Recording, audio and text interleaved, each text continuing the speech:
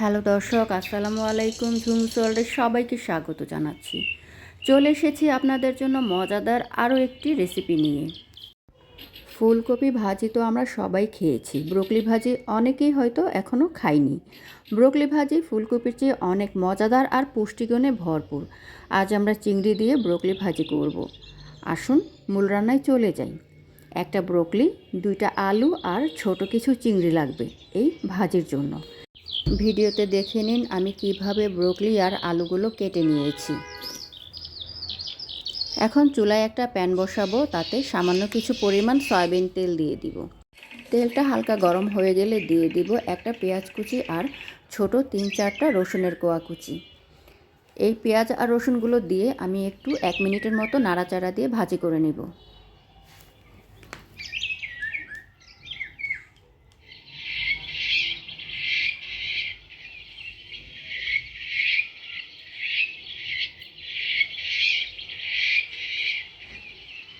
এখন গুঁড়ো চিংড়ি মাছগুলো ঢেলে দিব।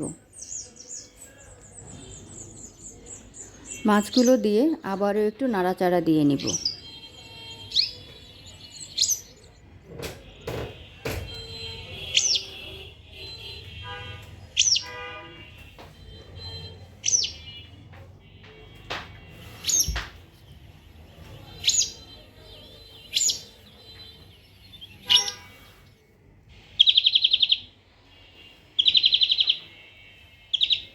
এক মিনিটের মতন নাড়াচাড়া দিয়ে একটু ভাজি করে নিয়ে আগে থেকে কেটে রাখা ব্রোকলি আর আলুগুলো ঢেলে দিব।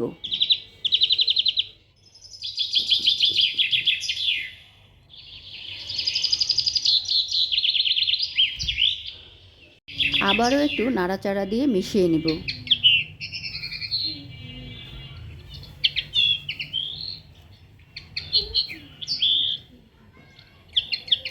এখন দিয়ে দিব সামান্য পরিমাণ হলুদের গুঁড়া, দিয়ে দিব চিমটি পরিমাণ মরিচের গুঁড়া, আর দিয়ে দিব স্বাদমতো লবণ। এখানে মরিচের গুঁড়াটা খুবই সামান্য পরিমাণে দিতে হবে। আর দিয়ে দিব 2 থেকে 3টা কাঁচামরিচ। মরিচের গুঁড়াটা বেশি পরিমাণে দিলে ভাজির কালারটা লালচে হয়ে যাবে, দেখতে ভালো লাগবে না, আর খেতেও ভাজিটা সেরকম সুস্বাদু হবে না। তাই যে কোনো ভাজি আমরা করি না কেন, কাঁচামরিচটাই ভাজির জন্য পারফেক্ট। এই ভাজিটা করার জন্য কোনো রকম পানি দিতে হবে না, ব্রোকলি থেকেই পানি বের হবে।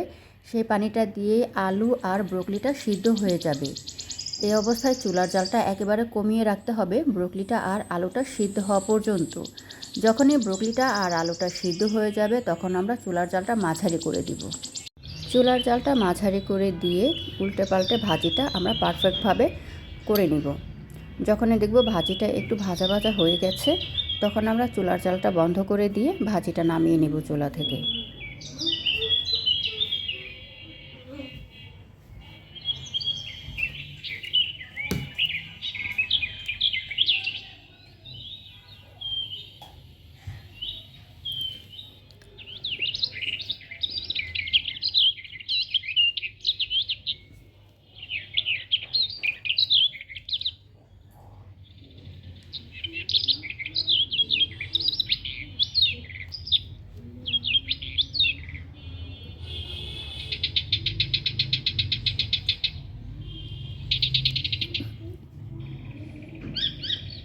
একটা আলু মুখে দিয়ে দেখবেন লবণটা ঠিকমতো হয়েছে কি না। যদি লবণটা ঠিকমতো হয়ে থাকে তাহলে তো ঠিকই আছে, আর যদি একটু লবণটা কম হয়ে থাকে একটু সামান্য পরিমাণে লবণ মিশিয়ে নেবেন।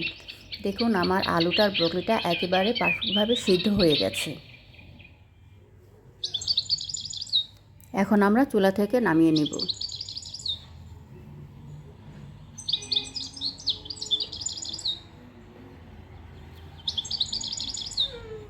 ভাজিটা একটা বাটির মধ্যে তুলে নিয়ে চলে যাব গরম গরম পরিবেশনে। এই ভাজিটা এত মজাদার আর সুস্বাদু যে ভাজিটা যে কোনো খাবারের সাথে আপনি খেতে পারবেন। ভাতের সাথে, নাস্তার সাথে, নান রুটির সাথে, আবার আপনি চাইলে বাটিতে নিয়ে এমনিতেও খেতে পারবেন। খুবই সুস্বাদু আর মজাদার একটা রেসিপি এটা। দেখুন দেখতে কতটা সুন্দর লাগছে। দেখতে যতটা সুন্দর লাগছে খেতে হয়েছে দ্বিগুণ মজাদার। বাসায় একবার হলেও আপনারা ব্রকলিটা এভাবে ভাজি করে খেয়ে দেখবেন, আশা করি ভালো লাগবে, কারো কাছেই খারাপ লাগবে না। আমার রান্নাটা ভালো লাগলে একটা লাইক করে দিবেন, আমার পাশে থাকবেন। সবাই ভালো থাকবেন। আল্লাহ হাফেজ।